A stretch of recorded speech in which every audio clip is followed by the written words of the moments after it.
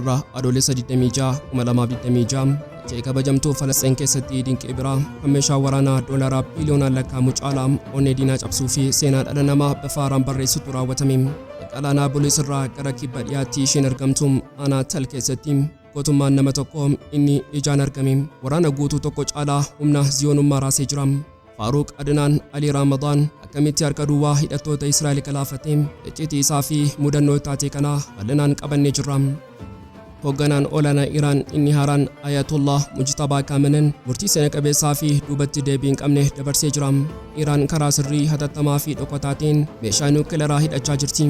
Gama kaaniin Iraan buufata CIA haleeluu ishee hordofuun Ameerikaan duuba Iraan deeggarsi Chaayinaa fi Raashiyaa jiraachuu shakkii akeekaa jirti. Haleellaa Ameerikaan hin eegne kan Iraan raawwatte kanas bal'inaan hin dhageessu. Waraanni Ameerikaa fi Iraan gidduutti gaggeeffamaa yeroo jiru kana Iraan maaliif biyyoota Arabaa hundumaa irra caalaatti Kuwait irratti xiyyeeffattee haleellaa walirraa hin cinne itti roobsite.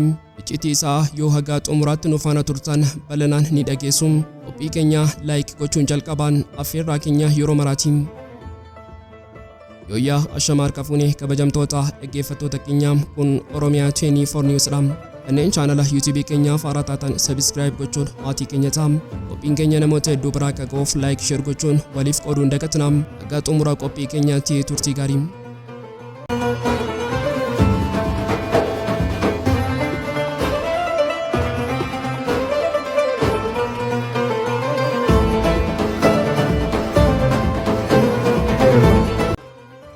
Dachee kabajamtuu Falastiin keessatti dinqii biraa meeshaa waraanaa doolaraa biliyoonaan lakkaa'amu caalaa onnee diinaa cabsuu fi seenaa dhala namaa bifa haaraan barreessutu raawwatame. Isheen West Bank isheen yeroo hundaa dhiibbaa fi cunqursaa lafoo waraana Israa'el jalatti ukkaamamtee jirti jedhamtee yaadamtudha. Har'a madaalli sodaa guutummaatti garagalchitee jirti. Barii jimaata adoolessa 24 2026 magaalaa Naabulis irraa gara kibba dhiyaatti isheen argamtu aanaa Tal keessatti gootummaan nama tokko inni ijaan argame waraana guutuu tokko caalaa humna ziyoonummaa raasee jira. Seenaan kun seenaa waraanaa idilee miti. Inni seenaa nama harka duwwaa dachee isaa eeggachuu dhufe diinaa qawwee fi sibiilaan haguugame harka qollaan biseeti. Ganama sana qubattoonni Israa'el warri hidhannoo guutuu qabanii fi eegumsa raayyaa waraanaa Israa'eliitiin deeggaraman gocha dabeessummaa fi badiisaatiin aanaa Tal kutaa baaseenuun weerara jalqaban. Haa ta'u malee uummanni gootichi aanaa sana dhagaa fi irree isaa qofa qabatee dura dhaabbachuun diina kana of duuba baqachiise. Garuu diinni hin rafne walakkaa isaatii booda humna waraanaa dabalataa fi taankotaa fidachuun naannoo dhiyaa aanaa Tal qubsuma seeraan alaa Havat Gilaad jedhamutti dhiyoo jiruun deebi'anii weerara hamaa banan. Yeroo kana rasaasni akkuma bokkaatti roobu eegalee aariin dho'insii fi aarri boombii imimmaan isaa samii aanaa Tal dukkaneesse. Dargaggoonni Falastiin harka duwwaa diina meeshaa ammayyawaatiin ijaaramee dura yeroo dhaabbatan haalli dirree sanaa wal'aansoo du'aa fi jireenyaati. Akka tasaa dambalii aaraa fi rooba rasaasaa sana gidduudha dargaggeessi Falastiin tokko ifatti as ba'e. Maqaan isaa Faaruq Adnaan Ali Ramadaan jedhama. Inni uffata rasaasaa ittisuun qabu qawwee hin hidhanne wanti inni qabu tokko qofa. Onnee sibiilaa dachee isaa irratti hiddaa gadi fageeffatee fi imaana du'a hin sodaannedha.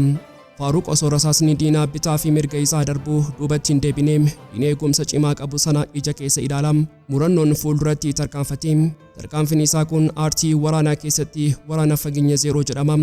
Faaruq sodaachisaa fi eegduu qubattootaa kan ta'e akkasumas loltuu Israa'el isa qawwee awutomaatikii hidhatee uummata sodaachisu sana fuulaa fuulatti wal qabe. Muddamni kun wal'aansoo qaamaa qofa hin turre wal'aansoo haqaa fi of tuulummaati. Daqiiqaa yookaan sekoondii muraasa keessatti dargaggeessi harka duwwaa kun qawwee loltuu sanarraa butee of harkatti galchee leenci yeroo aaru eeboo diinaan deebisee diinuma waraanaa. Faaruqis sanuma godhe. Yeroo qawween harka Faaruq seentu madaaliin dirree lolaa daqiiqaa tokko keessatti garagalee namicha harka duwwaa ture amma ajajaa dirree lolaa ta'e Faaruq qawwee diinarraa booji'e sana kallattiin garagalchee qubattootaa fi qondaaltota waraanaa Israa'el warra naannichaa turan irratti roobse. Dho'iinsaa kanaan hoogganaan waraana Israa'el tokkoo fi loltoonni birgeedii Jerusaalem tokko battalumatti yeroo du'an loltoonni biroo hedduun madaa'anii lafatti harca'an. Kufaatiin kun Israa'eliif dhukkubbii lubbuu qofa osoo hin taane salphina seenaa isa guddaadha. Raayyaan waraanaa gonkumaa hin mo'amne jedhamu mucaa tokkoon isumaayyuu harka duwwaa dhufee meeshaa harka isaanii irraa saamee meeshaa amma isaaniitiin ajjeefamuun isaanii seenessaa eegumsa Israa'el guutummaatti daaraa godhe. Raayyaan waraana Israa'el inni naasuun sammuun isaa jeeqame deebii inni kenne deebii dabeessummaati. Mucaa tokkicha kana kuffisuuf jecha kutaa waraanaa guutuu dirreetti waaman Naabulusii fi aanaa Tal irratti uggura cimaa kaanii uummata nagaa irratti rasaasaa fi boombii roobsuu eegalan. Lolli kun dirree gootummaa qofa osoo hin taane dirree aarsaa dhiigaa maatii tokkootiin Faaruq Adnaan Ali Ramadaan osoo diina dura dhaabbatu rasaasaa diinaatiin rukutamee shahidatee garuu inni kophaa isaa hin deemne. Obboloonnii fi ilmaan eessummaa isaa Imraan Ahmed Ali Ramadaan, Ibrahim Hussein Ali Ramadaanii fi Jawaad Hussein Ali Ramadaan gaachana isaaf ta'uuf yeroo fiigan isaanis rasaasaa diinaatiin dhiiga isaanii dachee sana irratti dhangalaasanii gootummaan wareegaman. Maatiin tokko guyyaa tokko keessatti dhiira afran dachee Falasxiiniif wareegee kun aarsaa hin dagatamne reeffama dhiigaa kan seenaa bilisummaa abbaa giddugaleessaa haaromsedha.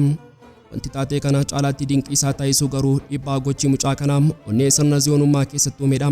Faaruq dhiiga isaa dhangalaasuus Tel Aviv keessatti kirkira lafaa uumeera.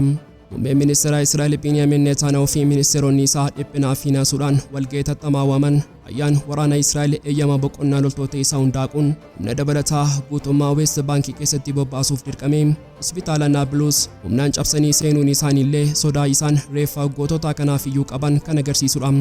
Osoo Iraan misaayilaa hipaarsooniikii samiirraa furguqqistu, pirezidaantiin Tiraamp ammoo masaraa adii keessaa waraana labsuun dargaggeessi Falasxiin tokko immoo lafarratti misaayila eenyummaa dhukaasee jira. Mootummaan Faaruq Ramadaan ergaa ifaa tokko addunyaaf dabarsaa. Inni hanga fedhe doonii waraanaa, raadarii fi xiyyaara qaalii yoo qabaatillee uummata of danda'e lafa isaaf duuf murteessee gonkumaa jilbeenfachiisuu hin danda'u. Waraanni abbaa giddugaleessaa teekinooloojii qofaan hin murtaa'u. Inni onnee sibiilaa, kutannoo fi imaana du'a hin sodaanneen murtaa'a. Ingaddaa Faaruq Ramadaanii fi obboloonni isaa dachee Tal keessatti awwaalamanis gootummaan isaanii qilleensa Falasxiinii fi addunyaa bilisaa hundaa keessatti hafuura haaraa baasee jira. Inni mucaa harka duwwaa tokkoof raayyaa waraana guutuu bobbaasee of tuulummaan isaa hagam raafamaa fi dabeessaa akka ta'e addunyaatti kan mirkaneessedha. Seenaan gootota kanaa diinaaf abjuu naasisaa yeroo ta'u qabsaa'otaaf ammoo ibsaa dukkana keessaati. Hoogganaan olaanaa Iraan inni haaraan Ayatollah Mujtabaa Khamenei murtii seena qabeessaa fi duubatti deebii hin qabne dabarsee jira. Iraan karaa sirrii hatattamaa fi dhokataatiin meeshaa nuukileeraa hidhachaa jirti. Gabaasni basaasaa Ameerikaa inni icciitii gaazexaan beekamaa New York Timesiitiin saaxilamee dhugaa warri dhiyaa dhaga'uu hin barbaanne tokko lafa kaa'ee jira. Kanaan dura Ayatollah Khamenei abbaan Mujtabaa oomisha meeshaa nuukileeraa dhorkuuf fatwaa dabarseen Iraan sagantaa ishee kanaaf daangaa kaa'attee turti. Garuu waraana Guraandhala 28 banameen yeroo Ameerikaanii fi Israa'el of tuulummaadhaan daangaa darbanii Ali Khamenei ajjeesan Teheraan keessatti madaalliin guutummaatti jijjiiramee jira. Mujtabaa Khamenei inni madaa qaama isaa hidhatee holqa lafa jalaa keessaa biyyattii bulchaa jiru. Fatwaa abbaa kootii waraqaa irratti hafeeraa diina kiyya kana jilbeenfachiisuuf eegumsaa biyya kiyyaaf wanti naaf ta'u sibiilaa fi niwukileera qofa jechuun murteedhumaa kennee jira. Wanti hunda caalaa Waashingitaniin maraachee fi ogeeyyii waraanaa dhiphisee garuu gosa meeshaa niwukileeraa Mujtabaan barbaadudha. Qondaaltonni basaasaa Ameerikaa amananitti Mujtabaan boombii niwukileeraa salphaa kan akka isa Ameerikaan bara 1945 Jaapaan Hirooshimaa irratti dhoosse sana hin barbaadu. Boombiin akkasii ulfaataadha, xiyyaaraan feemee deemu malee misaayilarraa hin ta'u jedha Mujtabaan. Tarsiimoon isaa inni haaraa fi qaraa mataa waraanaa niwukileeraa ho'aa ijaaruudha. Meeshaan kun dho'iinsa isa duraanii irraa dachaa kumaan kan hammaatu yoo ta'u wanti isa sodaachisaa taasisu guddina isaa baay'ee xiqqeessuudhaan misaa'ilota baalaastikii Iraan warra hipaarsooniikii ta'an kanneen fageenya dheeraa barrisan sirna ittisa Ameerikaa TIAD fi Patriot cabsan irratti fe'amuu danda'u isaaniiti. Kuni Iraan iddoo teessutti Ameerikaa fi Israa'el daqiiqaa muraasa keessatti daaraa gochuuf dandeettii guutuu isheef kenna. Garuu Iraan niwukileera kana eessatti oomishaa jirti? Citiin isaa Ameerikaa jaamsee jira. Osoo Tiraamp miidiyaa irratti Iraan lafarraa xoofneerraa jechuun abjootu, Iraan maashinoota yuuraaneemii qulqulleessan warra baay'ee ammayyaawaa ta'an hundaa saffisaan guurtee gara gaara Faas isa lafa jalaa fageenya meetira hedduun ijaarametti dhoksitee jirti. Gaarri kun boombii Ameerikaa inni lafa uruu Baanker Baaser amma fedhe yoo roobeellee akkuma bokkaan dhagaa irratti roobuuti malee gonkumaa cabsuu hin danda'u. Kana qofas miti Iraan gaara kana humna lafoo baay'ee cimaa ta'een marsitee jirti. Yoo Ameerikaan koomaandoo ergitee gaara kana qabachuuf yaaltee awwaalchi isaanii achuma ta'uusaa Peentaagoon sirriitti hubatee jira. Tiraamp dhiphina kana dhoksuuf dadhabee torban kana keessa ifatti ba'uun gaarri Faas kun xiyyeeffannoo keenya guddichaadha. Boombii bal'aa itti roobsina jechuun adateera. Garuu doorsisni kun Iraaniif homaa miti. Ogeeyyiin basaasaa Ameerikaa ofii isaaniitiin dhugaadhaa kana amananii jiru. Iraan yeroo ammaa kana yuuraaneemii ishee sadarkaa olaanaatti qulqulleessitee xumurtee gaara kana jalaa dhoksitee jirti. Waraanni Guraandhala 28 baname kun Tiraampiif injifannoo fiduu dhiisee Iraaniin guutummaatti sirna addunyaa akka cabsitu taasisee jira. jechaan Alii Kaamen Iraan keessatti morkattoota hundaa balleessee jira. Amma mootummaa Iraan aangawoota waraanaa fi siyaasaa ciccimoo warra waraana kana keessatti hooggantoota isaanii dhabanii fi warra Ameerikaan nagaa hin beektu afaan qawwee fi niwukileeraa qofa beektii jedhanii amanan qofaan ijaaramtee jirti. Pireezidaantiin Iraan Masuud Pezeshkiyan iyyuu amma booda dhiibbaa garee niwukileeraa hidhachuu qabna jedhu kana jalaa galee jira. Yeroo pireezidaant Doonaald Tiraamp miidiyaa hawaasaa irratti of tuulummaadhaan adataa fi waraqaa irratti injifannoo sobaa lallabuun dirree waraanaa abbaa giddu galeessaa keessatti garuu dhugaan lafee dugdaa peentaagoon cabsu tokko ifa ba'aa jira. Tiraamp Chaayinaa fi Raashiyaan Iraaniif meeshaa hin gurguran shakkiin qabu jechuun of jajjabeessuuf yeroo yaalu basaasonni Ameerikaa ofii isaaniitiin ba'anii dhugaadhaa kana saaxilanii jiru. Iraan har'aa teekinooloojii waraanaa isaa addunyaan dhiyaa quba hin qabneen harka ishee dheereffattee dhoksaa fi iccitii basaasaa Ameerikaa fashaleessaa jirti. Miidhugaa Tiraamp dhoksuu barbaadee fi basaasonni Ameerikaa CIA sodaadhaan eegaa jiran kanaaf gadi fageenyaan xiinxalluun ji'oota darban kana keessa Iraan drooniiwwan ishee warra hafuuraa fakkaatan fayyadamtee wiirtuuwwan basaasaa CIA warra eegumsa cimaa fi iccitii olaanaa qaban kanneen abbaa giddu galeessaa keessa jiran irratti haleellaa duguugaa raawwattee jirti. Iddoowwan CIA'n itti qubatu kun iddoo namni idilee beeku miti. Isaan kana keessaa tokko imbaasii Ameerikaa Riyaad, Saawud Arabiyaa keessatti argamu yoo ta'u, inni biraan ammoo wiirtuu basaasaa dhokataa abbaa Iraaq keessatti argamudha. Wanta Ameerikaa maraachee Iraan akkamitti iddoowwan iccitii kana qulqullinaan adda baafachuu dandeesse kan jedhudha. Haleellaan Riyaad keessatti raawwatame waraana ammayyaawaa keessatti seenaa haaraa kan barreessedha. Akka ragaaleen dhiigaa fi sibiilaa ifa godhanitti Iraan diroonii gosa Shahed 2 fayyadamte. Dirooniin inni duraa dhufee gamoo imbaasichaa isa jabaa fi furdaa sana dhoosee qaawwa banee darbe. Dirooniin inni lammaffaan ammoo dammaqinaan dhufee qaawwa inni duraa bane sana keessaa hulluuqee seenee wiirtuu CIA sana keessatti guutummaatti of dhoose. Kuni teekinooloojii qajeelchaa sammuu namaa hin tilmaamnee fi dandeettii diinaa fageenyatti adamsuu isa sadarkaa olaanaati. Ameerikaan nageenyi imbaasii kiyyaa hin cabu jechuun yeroof toltu. Iraan ammoo foddaa imbaasichaa mancaasee sammuu basaasota Ameerikaa keessatti ibidda qabsiistee jirti. Iccitiin injifannoo Iraan kana maal ture? Peentaagoonii fi CIA'n dhiphinaan deebii barbaadaa jiru. Shakkii guddaan isaan qaban Chaayinaa fi Raashiyaan ifaa fi dhoksaatti Iraan cinaa dhaabbachuu isaaniiti. Keessattuu Raashiyaan muuxannoo waraanaa Yuukireen keessatti argattee fayyadamtee diroonii Shahed 136 Iraan fooyyessitee jirti jedhamee shakkama. Raashiyaan sirna qajeelchaa saatalaayitii ishee Komeetaa M yookaan Komeetaa M Satellite Navigation System jedhamu dirooniiwwan Iraaniitiidhuun sirna jaamsuu Ameerikaa guutummaatti akka irraanan gootee jirti. Kunis dirooniiwwan Iraan ija raadarii Ameerikaa jalaa miliquun akkuma risaa iddoo barbaadan qulqullinaan akka rukutan isaan dandeessisee jira. Gama biraatiin dhimmi kun Tiraampiif qaanii siyaasaa isa guddichaa ta'ee jira. Tiraamp Puutinii fi Shiin meeshaa Iraaniif hin gurguran jechuun of jajjabeessuuf yeroo yaaluun qondaalli CIA duraanii Daani'eel Hoofmaan garuu dhugaa kana kuffisee jira. Raashiyaan Iraaniif odeeffannoo basaasaa fi teekinooloojii yoo kennite ana hin dinqu. Isaan lameenuu dantaa tokko qabu, innis dhiibbaa Ameerikaa abbaa giddu galeessaa keessaa guutummaa xaxa'uu fi ari'uudha jedha. Kana jechuun waraanni kun waraana Iraaniif Ameerikaa qofa osoo hin taane waraana madaallii addunyaa haaraa uumuu kan Raashiyaa fi Chaayinaan Iraaniif oksijiinii teekinooloojiitti kennanidha. Ufaatiin Ameerikaa sirratti hin dhaabbanne. Erga waraanni guraandhala 28 eegalee Iraan buufataalee Ameerikaa naannicha jiran 12 ol rukutteetti. Dhiyeenya kana Joordaan keessatti misaayilii Iraan lafa rukutuun loltoota Ameerikaa 2 yeroo ajjeesu dhiphinni Peentaagoon daangaa darbee jira. Iraan meeshaa waraanaa moofaadha jedhamee tuffatamu sana gargaarsa teekinooloojii baatiin ammayyeessitee kuttaa iddoo dhoksaa keessan hundi natti mul'ata jechuun diinota ishee adamsaa jirti. Waraanni Ameerikaa fi Iraan gidduutti gaggeeffama yeroo jiru kanaan Iraan maaliif biyyoota Arabaa hundumaa irra caalaatti Kuweet irratti xiyyeeffattee haleellaa walirraa hin cinneetti roobsiti. Kuweet biyya xiqqaadha, waldhabdee Iraan wajjin dhiyeenya kana hin qabdu. Sumaayyuu biyyoota Arabaa keessaa Israa'el wajjin hariiroo uumuu kan diddedha. Harree maaliif Kuweet taargeetii tokkoffaa taate? Deebiin isaa waraana qawwee qofa osoo hin taane ji'oopolitiksii teessuma lafaa fi tarsiimoo Iraan keessa jira.